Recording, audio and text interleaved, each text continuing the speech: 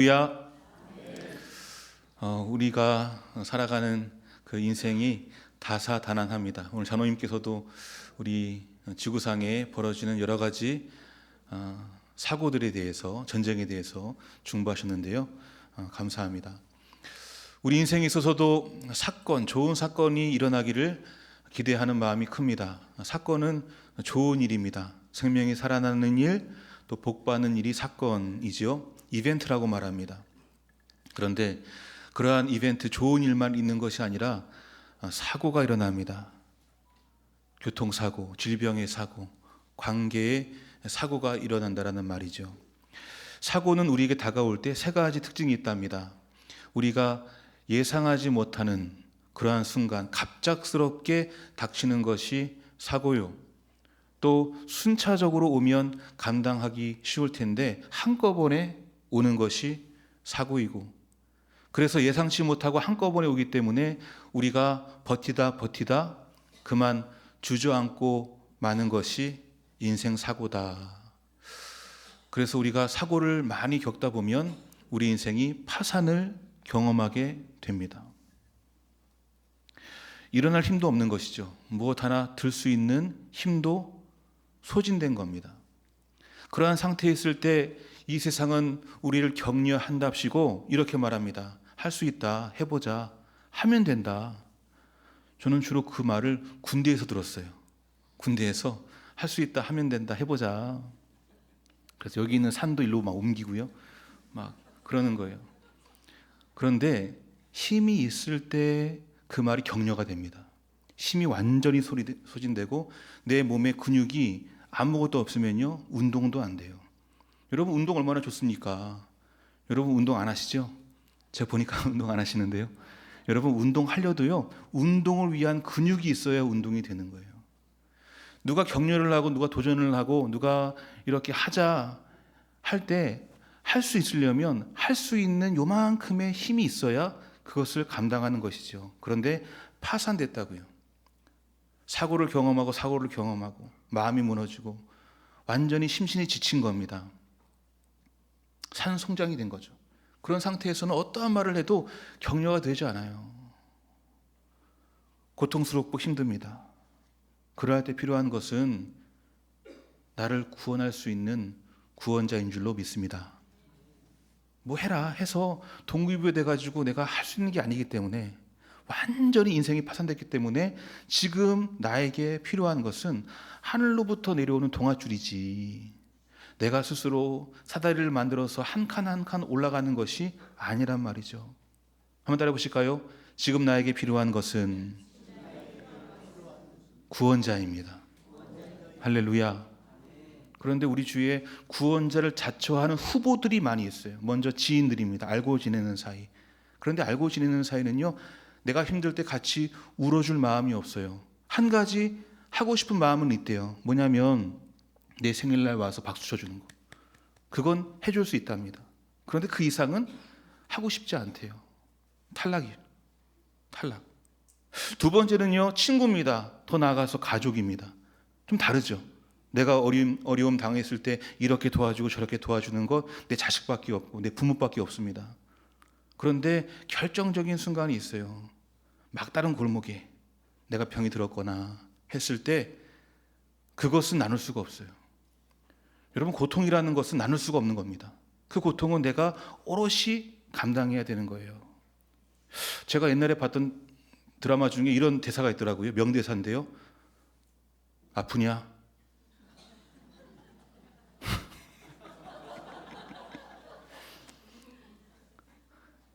거짓말입니다. 거짓말이에요. 아프네, 나도 아프다. 거짓말이. 고통은 나눌 수가 없는 거예요.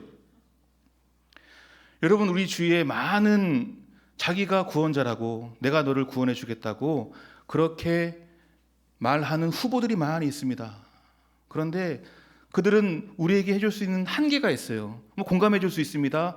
또는 조언해 줄 수도 있고, 또는 팔을 걷어 붙여 줄 수도 있고, 또 밥품을 팔아서 도와줄 수는 있어요.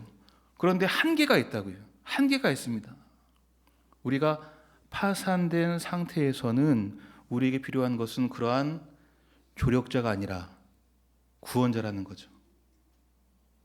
여러분, 오늘 말씀을 통해서 주님, 파산된 내 인생 가운데 구원자를 허락하여 주시옵소서.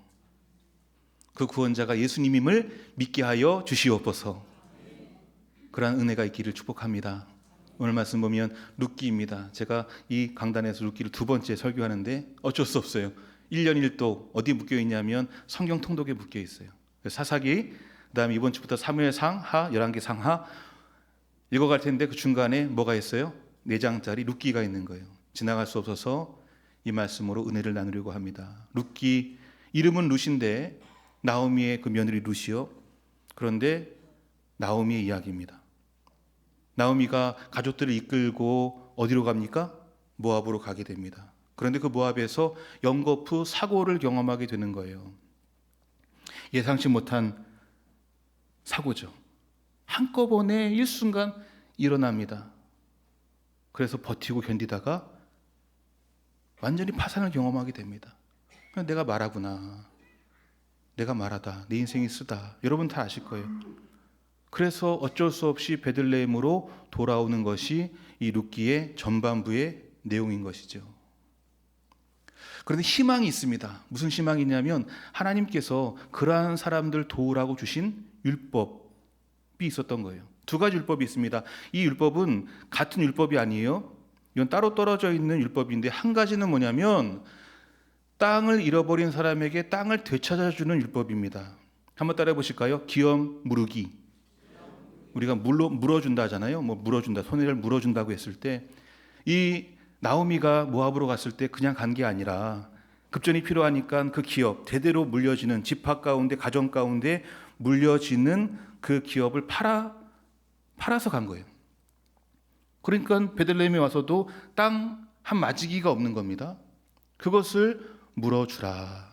가난한 친척이 있다면 나오미죠. 그러면 그 주변에 있는 가족이나 친척들이 대신해서 돈 주고 그 기업을 물어주라. 그래야 빌어먹지 않고 그래야 벌어먹고 살 수 있지 않느냐. 그 율법이 있는 거예요. 얼마나 좋은지 모릅니다. 2번째는 뭐냐면 이제 형이 있어요. 그 형이 자식 없이 세상을 떠났습니다. 그럴 때 그 형의 가문이, 우리 가문이 그 맞이가 없기 때문에 대가 끊기는 거예요.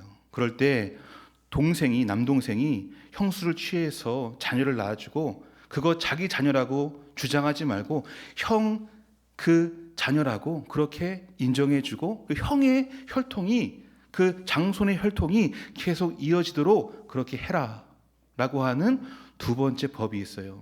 이 법의 이름이 이렇습니다. 한번 따라해 보실까요? 형사 취수법. 형사, 형이 죽으면 취수, 형수를 취해서 자식을 낳아주는, 그러니까 기업 무르기 법이 있고 형사 취수법이 있는 거예요. 이게 따로 떨어져 있는 법입니다. 그런데 이 법이 하나가 되면 누구에게 완벽하게 구원의 메시지가 되느냐? 나오미. 왜냐하면 이가 지금 2가지가 없거든요. 땅이 없고 기업이 없고 또 뭐가 없어요? 그 기업을 물려줄 수 있는 아들이 없는 겁니다. 근데 법이 있거든요. 이 법대로 집행만 되면 나오미가 떠나가기 전 그대로의 모습이 복원되는 거예요. 회생되는 겁니다. 파산된 그의 인생이 회생 절차에 의하여서 완전하게 수복되는 거죠. 문제는 뭐냐면 이 율법은 이처럼 아름다운데, 참 아름답죠. 얼마나 아름답습니까? 그런데 율법에는 손발이 없다. 그래서 반드시 누군가가 그것을 실행해 줘야 돼요. 집행해 줘야 돼요.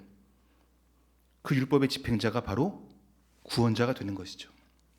말씀을 보면 이제 구원자가, 자신을 구원자라고 그렇게 여기는 사람이 등장하게 됩니다. 선순위자가 등장하게 되는 거예요. 그래서 첫 번째 법을 내가 성취해 주겠습니다. 기업을 물어주겠습니다라고 그렇게 장담을 합니다. 4절 말씀 보면 맨 마지막에 내가 물어주겠습니다라고 말하는 거예요. 땅덩어리를 사주겠다라는 거예요. 의미가 있죠. 가치가 있습니다.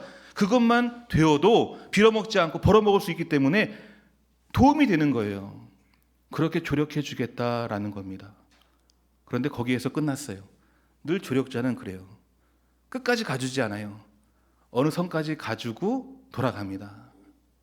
매정하지만 어쩔 수 없어요. 이 선순위자는 첫 번째는 들어줘요. 그런데 2번째는 노합니다.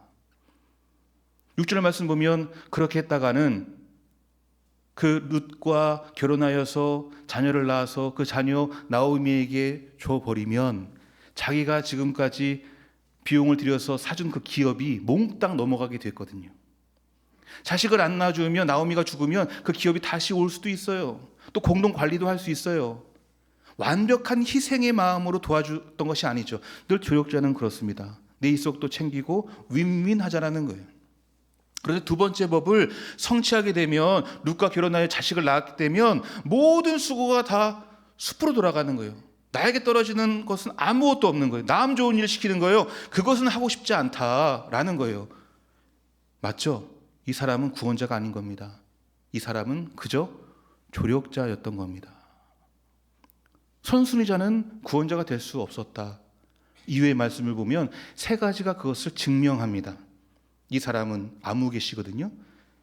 이 사람은 나오미에게 조력자는 될 수 있을지 몰라도 완벽한 구원을 이루어주는 그런 구원자는 아니었다. 첫 번째 증거입니다. 그가 자기의 신을 벗어요. 아무개시가 자기의 신을 벗습니다. 신발이 갖고 있는 의미가 있어요. 그것은 책임과 권리입니다. 신발을 신고 어느 땅에 딱 서 있으면 이 지역은 내가 관리하는 책임이 있습니다. 더불어 권리가 있습니다. 책임을 져야 권리를 누릴 수 있지 않습니까? 그것이 신발의 의미가 있는 거예요. 그런데 그 신발을 벗었다라는 것은 뭐냐면 책임을 지지 않겠다라는 의미이죠. 나는 구원자가 아닙니다. 나는 그저 조력자입니다. 라는 의미입니다. 두 번째는 그의 이름이 룻기 마지막 보면 족보가 나오는데요. 그 족보는 그냥 족보가 아닙니다. 다윗의 족보이며 더 나아가서는 예수님의 족보이죠. 이 족보는 그냥 평범한 족보가 아니라 구속의 족보인 것이죠. 구속사의 족보인 것입니다. 그런데 그 족보에 이 사람의 이름이 기록되지 않아요. 당연해요. 그 족보에 이름을 넣을 수 있는 사람은 조력자 정도로는 안 되는 거죠. 하나님이 그 율법, 이 땅을 구원하기 위해서 아름답게 주셨던 그 율법, 그 기업 무르기의 율법, 형사치수법의 그 율법, 생명을 살리기 위해서 가난한 자들, 병든 자들, 고통당하는 사람들 내가 해야 되는데 나 대신에 이 율법을 집행하는 그 집행자, 그 구원자만이 그 이름 석자 넣을 수 있는 것이 족보이거든요. 그런데 이 사람은 구원자가 아니기로 결단했잖아요. 그래서 족보에 그 이름은 들어가지 않았다라는 거예요. 마지막, 눈 씻고 찾아봐도 그 사람의 실명을 알 수가 없어요. 여러분 한번 실명을 찾아주시면 제가 선물 드리겠습니다. 실명이 안 나와요. 그런데 이렇게 불려져요. 한번 따라 보실까요? 아무개요. 아무개예요. 아무개요. 오늘날 따지면 아저씨 정도예요. 아줌마 정도예요. 아무개예요. 아무개요. 중요하지 않다라는 거예요. 나오미에게 중요한 인물이 아니었다. 하나님의 구속사역에 중요한 인물이 아니었다. 알아도 되고 몰라도 되고 알 필요 없는 사람이었다라는 것이 그 아무개요 속에 있는 겁니다. 무슨 말입니까? 신발을 벗었어요. 족보의 이름이 들어가지 못합니다. 아무개요라고 불렸어요. 이 존재는, 이 사람은 선순위자였는데 하나님께서 기회를 주신 거잖아요. 첫 번째 할 수 있도록. 그런데 그것을 제 발로 퐁 차버렸어요. 그만큼 희생은 덜하겠죠. 그만큼 수고는 덜할 것입니다. 하지만 영예로운 하나님 나라의 구원자라는, 그 사도라는, 그 제자라는 그 영광은 누리지 못한 거죠. 스스로 증명합니다. 나는 나오미의 구원자가 아닙니다. 나는 그저 조력자일 뿐입니다. 여러분, 우리 주변에도 여러 아무개 씨가 있습니다. 김아무개, 이아무개, 박아무개. 여기서 김아무개는 접니다. 여러분, 아무개가 많아요. 우리 주변에 지인들이 많다고요. 아무개 씨, 아무개 씨. 우리가 좋을 땐 박수 쳐주고 친한 척하지만 우리가 정말로 힘들 때, 우리가 정말 파산됐을 때, 여러분 다 경험해 봤잖아요. 여러분 제가 얼굴 뵈니까요 한두 번은 파산을 경험해 보신 것 같아요. 영적으로, 정신적으로, 신체적으로, 경제적으로, 관계적으로 그런 파산을 경험했을 때 여러분 계시던가요? 여러분 주변에 계시던가요? 순 아무 계시죠. 순 아무 계시. 여러분, 파산된 자에게 필요한 것은 조력자가 아닙니다. 조력자가 아니에요. 구원자입니다. 지금 나오미에게 우리에게 필요한 것은 조력자가 아니라 구원자입니다. 두 번째 후보가 등장하죠. 그 사람의 이름은 우리가 다 알고 있습니다. 누굽니까? 보아스입니다. 보아스예요. 이 보아스의 혈통을 올라가다 보면 어마어마한 가정이라는 것을 알 수가 있습니다. 그의 아버지는 살몬이고 그의 어머니는 라합입니다. 어디서 많이 들어보셨죠? 살몬과 라합. 이스라엘 백성들이 여리고 성으로 들어갔을 때 정탐꾼을 2명 보냅니다. 그 중에 한 명이 살몬이었고, 그 살몬이 그 여리고 성에 정탐하다가 만난 기생의 이름이 라합이었습니다. 그 정탐꾼 살몬과 기생 라합이 협력해서 여리고 성을 점령하는 데 일조를 하죠. 하나님의 구원 사역에 결정적인 역할을 했던 사람이 그 두 사람이었는데, 그 두 사람 스라에 태어난 아들이 누구라고요? 보아스. 그러니까 보아스의 그 혈관에는요, 믿음의 피가 흘러가고 있는 거예요. 사명의 피가 흘러가고 있는 겁니다. 어마어마한 존재가 등장하게 된 거예요. 그가 등장해서 다 해결해 줍니다. 그 아름다운 율법 중간만 반절만 하다 마는 것이 아니라 다 이루어주는 거예요. 기업도 물어주고 룻과 결혼해서 자식을 낳아줍니다. 그 자식의 이름이 오벳이죠. 부양자란 뜻입니다.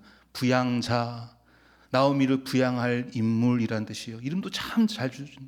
나오미 맞춤식으로 이름을 져주는 거예요.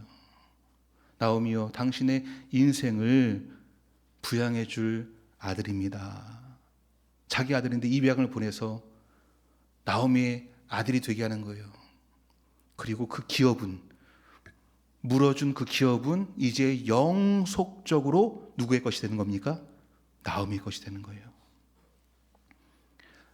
하려면 이 정도는 해야 된다는 거죠. 그게 헤세드라고 합니다. 헤세드. 끝까지 가는 사랑이에요. 가다가 멈추는 사랑이 아니라 끝까지 가는 사랑. 끝까지 회복시켜주는 사랑.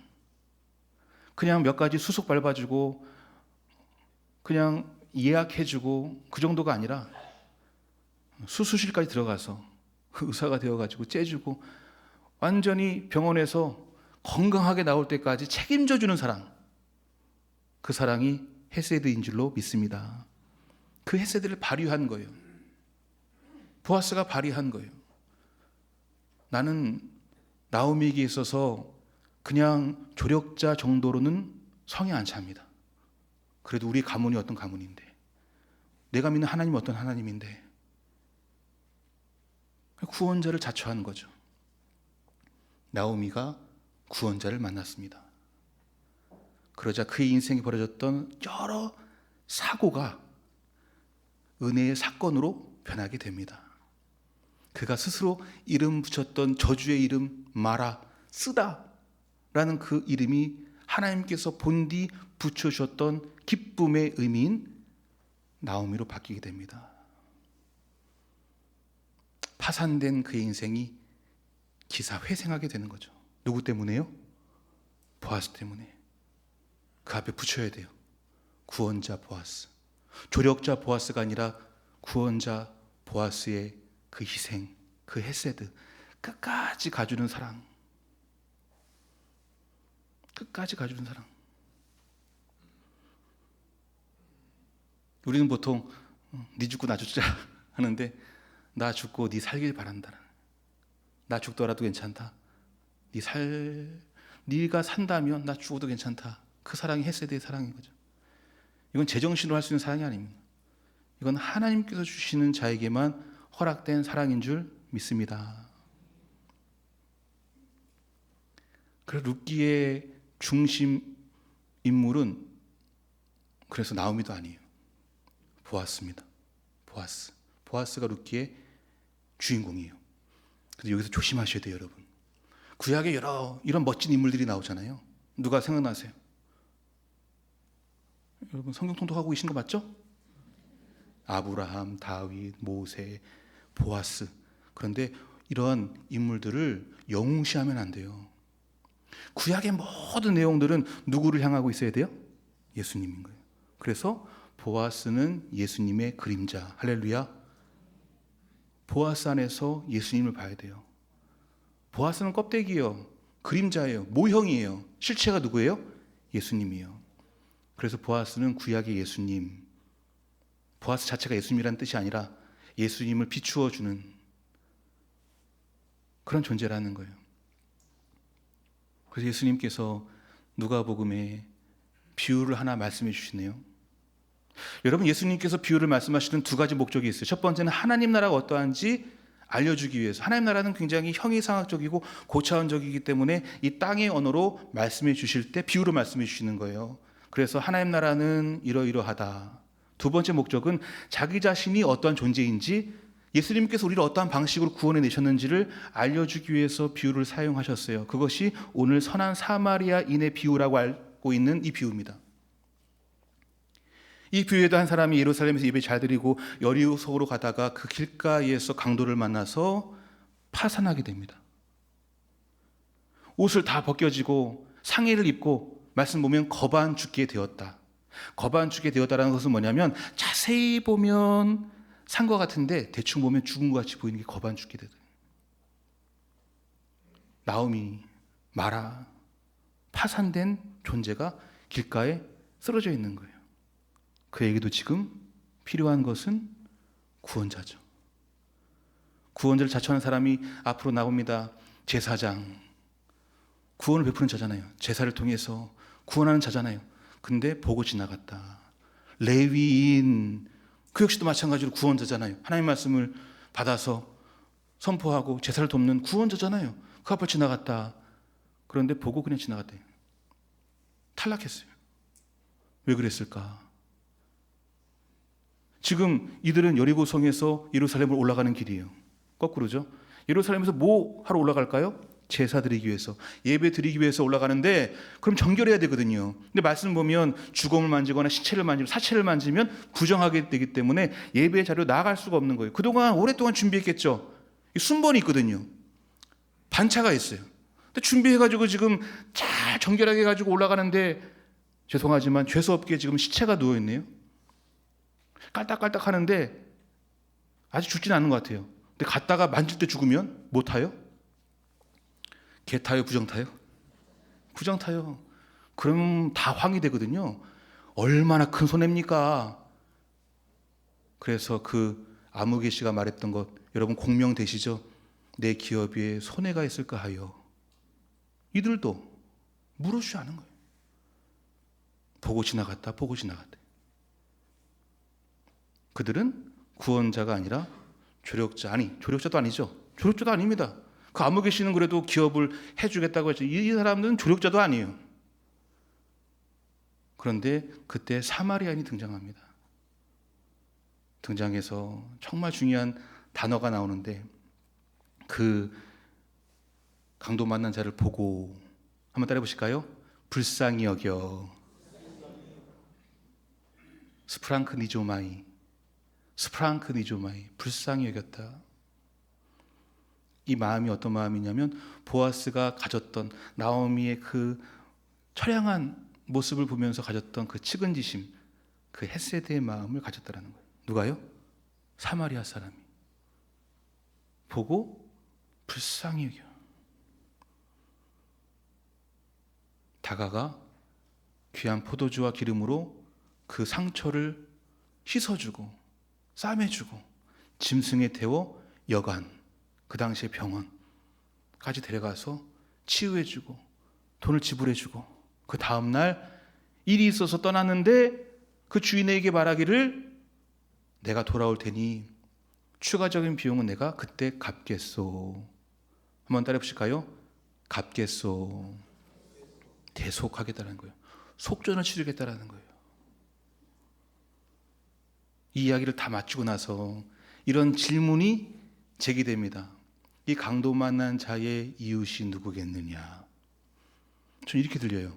이 강도 만난 자의 구원자가 누구겠느냐? 누구라는 거예요? 자비를 베푼 자니 누구예요?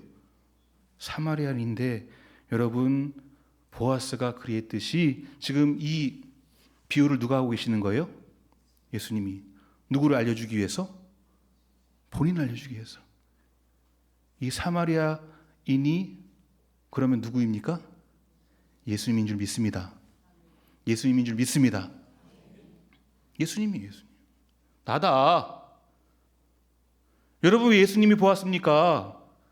우리가 다 이렇잖아요. 우리가 파산됐잖아요. 여러분 오늘 예배를 통해서 사순절 이 기간을 통해서 이것 하나 고백되기를 축복합니다. 주님, 제가 파산되었습니다. 한번 따라 보실까요? 주님, 제가 파산됐습니다. 가만히 보니까 2명은 따라 안 하시는 것 같아요. 이해해요. 저도 안 됐어요. 여러분 저도 안 됐다니까요. 기분 나쁘게 무슨 예배 시간에 축복을 받아야지 파산됐다고 하는 거야. 여러분 파산을 인정할 때 하나님의 은혜가 주어질 줄로 믿습니다. 성경은 그래서 우리가 받은 은혜에 대해서 이렇게 말하는 거예요. 값없이 주어진 값비싼 은혜다. 우리가 강도 만난 자였고 우리가 마라였잖아요. 우리가 무슨 힘이 있어서 값을 치르고 구원을 받습니까? 그래서 값없이 주어졌대요.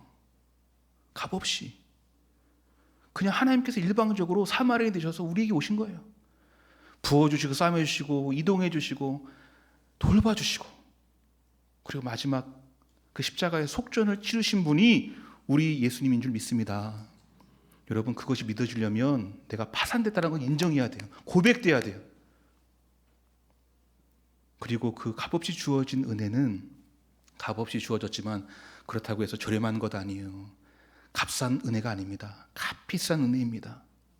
왜냐하면 십자가에서 하나님이 죽으셨기 때문입니다. 할렐루야.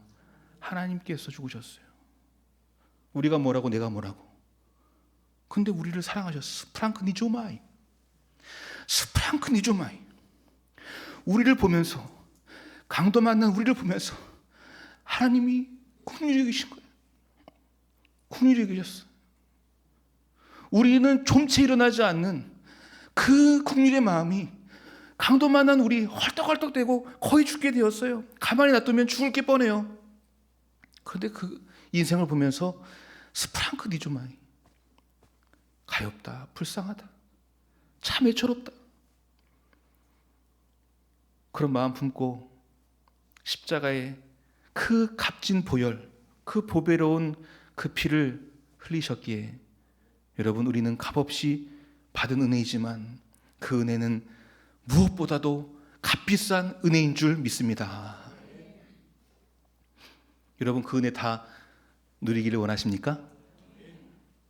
근데 아무나 그 은혜를 누릴 수 없대요. 내가 조력자다, 내가 누군가 그냥 좀 도와줄 수 있는 조력자 정도는 된다, 그런 사람은 이 은혜를 경험하지 못한답니다. 더 나아가서 나는 나를 구원할 수 있다, 그렇게 자부하는 사람, 내 힘을 믿고 내 백을 믿고 뭔가 나는 나를 구원할 수 있다, 그런 사람도 이 은혜를 경험할 수 없답니다. 이 은혜를 경험할 수 있는 사람은 딱 한 사람이에요. 마라, 강도 만난 사람. 자기 자신을 파산한 존재로 인정하는 사람. 그렇게 고백하는 사람에게만 주어지는 은혜가 이 값없이 주어진 값비싼 은혜인 줄 믿습니다. 이번 사순절 때 이게 좀 고백되어졌으면 좋겠어요. 주님, 저는 파산된 존재입니다. 전 영적으로 파산된 존재입니다. 제가 강도 만난 존재입니다. 제가 마라입니다. 저에게는 이 세상에 그저 그런 조력자가 필요한 것이 아니라 정말 나를 건져줄 수 있는 구원자가 필요합니다. 그 구원자가 예수님인 줄 믿습니다. 그런 고백이, 그런 인정함이 이번 사순절을 통하여서 우리에게 회복되기를 축복합니다. 그러한 자에게만 명심하십시오. 이 구원의 값비싼 은혜가 그러한 자에게만 값없이 주어질 줄로 믿습니다. 아버지 하나님 감사합니다. 오늘도 이 말씀을 통하여 사순절을 어떻게 보내야 될지 방향을 분명하게 제시해 주시니 감사합니다. 주님, 이 특별한 구원의 은혜는 아무나 누리는 것이 아니요 내가 마라입니다. 내가 강도 만난 존재입니다. 하나님 없이는 제가 살아갈 수 없습니다. 라고 파산을 선언한 자에게만 하나님께서 특별하게 허락하시는 값비싼 은혜인 줄로 믿습니다. 그 은혜를 우리가 그렇게 고백하고 인정함으로 다 누릴 수 있도록 인도하여 주시옵소서. 예수님의 이름으로 기도하옵나이다. 아멘.